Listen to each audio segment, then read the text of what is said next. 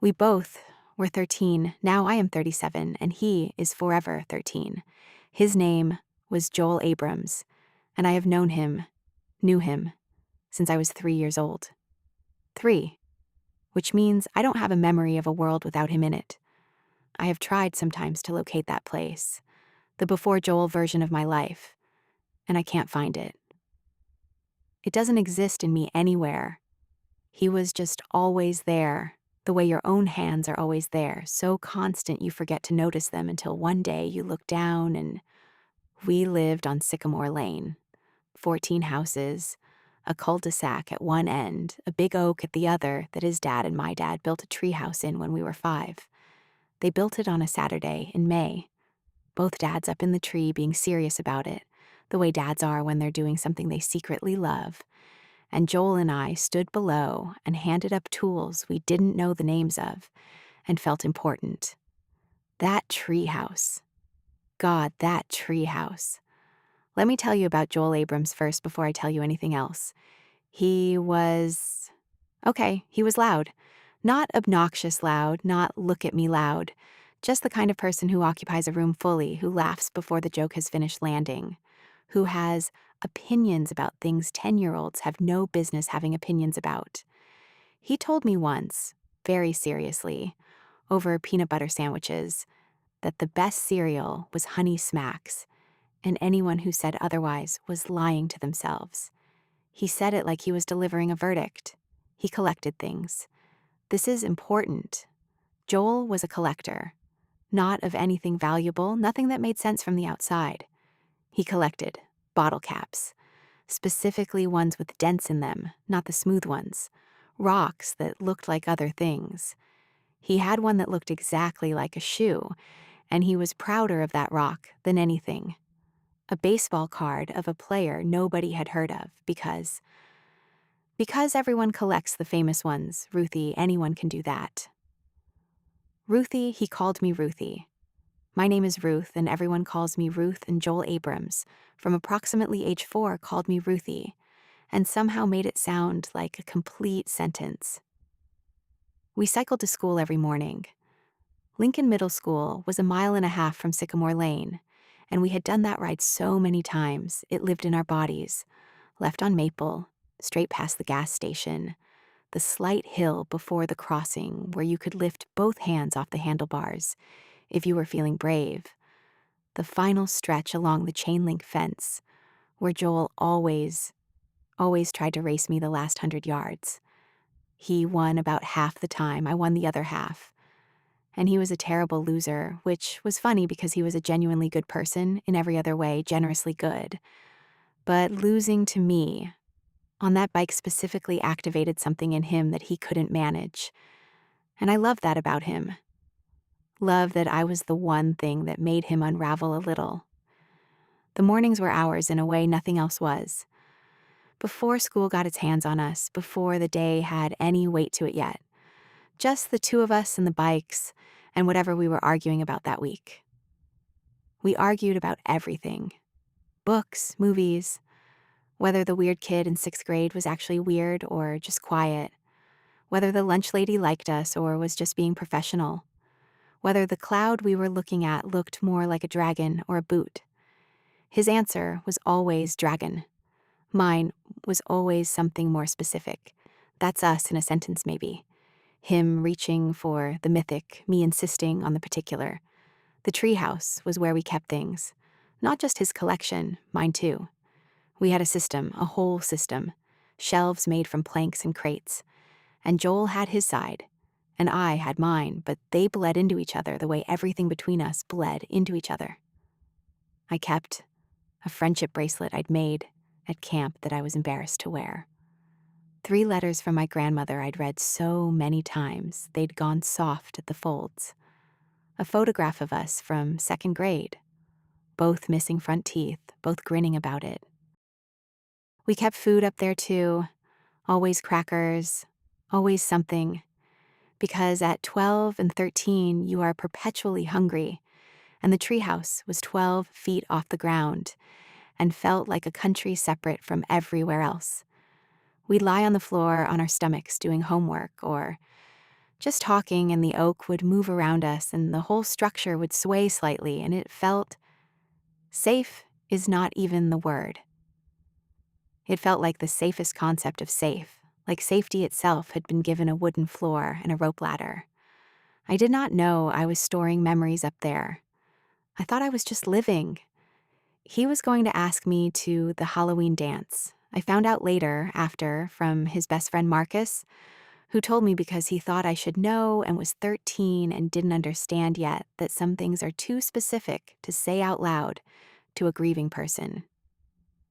Joel had told Marcus 2 days before. He'd apparently been deliberating about it for weeks, which is so Joel, such a Joel thing. This boy who had thundering opinions about cereal brands, but needed weeks to ask his best friend to a dance. I was going to say yes.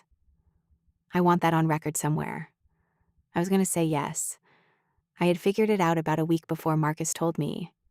That particular dawning realization you have at 13, when you understand that what you feel about someone has changed shape, that it's taken on a new weight you don't have words for yet.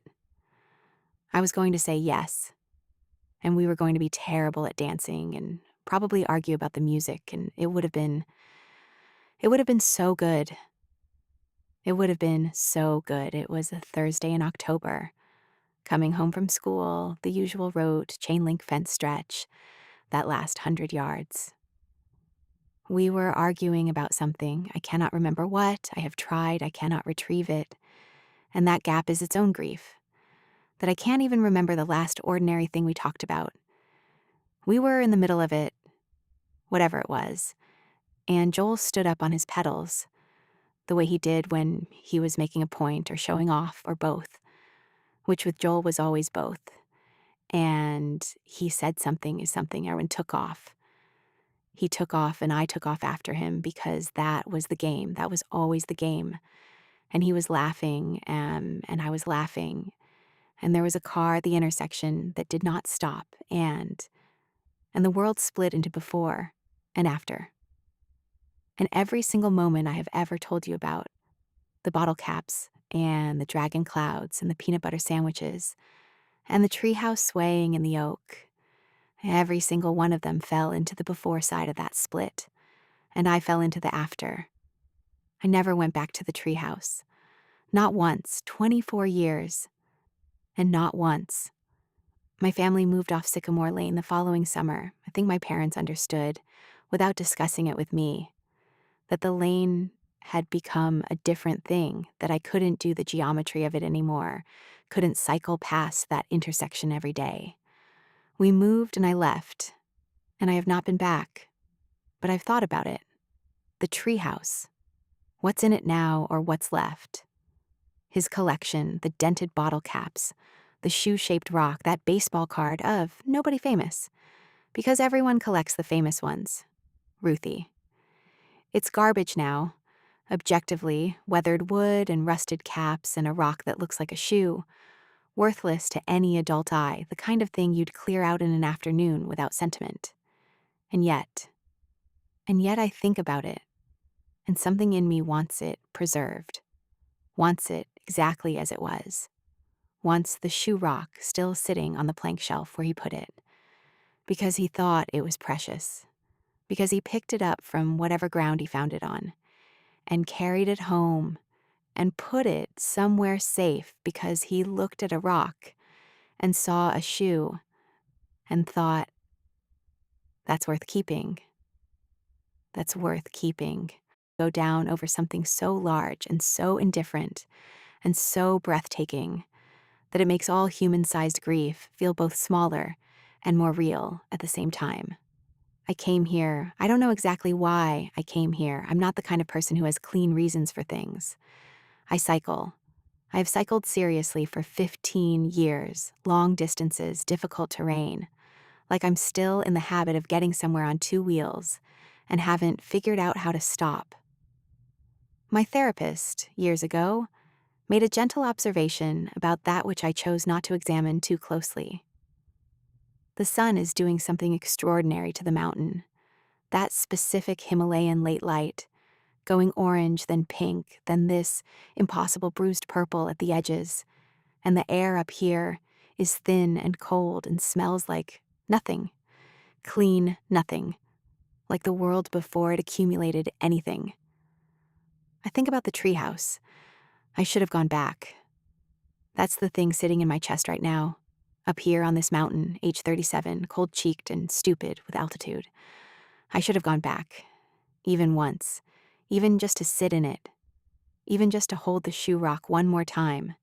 And understand why he thought it mattered. I know why he thought it mattered. It looked like something other than what it was. That's all. It looked like a shoe. And it was just a rock. And he thought that deserved to be remembered. Joel Abrams, age 13, motor-mouthed and competitive and going to ask me to a dance, thought that things which looked like other things deserved a shelf in a safe place 12 feet off the ground. He wasn't wrong. He was never wrong. I sit here another minute, just one more minute, with the bike idling under me and my hands on the handlebars and the whole Himalaya going dark in front of me, and Joel Abrams, age 13, forever 13, in the before side of a split I have been living in for 24 years. He was my best friend first. That's the thing I want to say. Before whatever else we were going to be, before the dance, before the new shape of things, he was my best friend first, and for longest.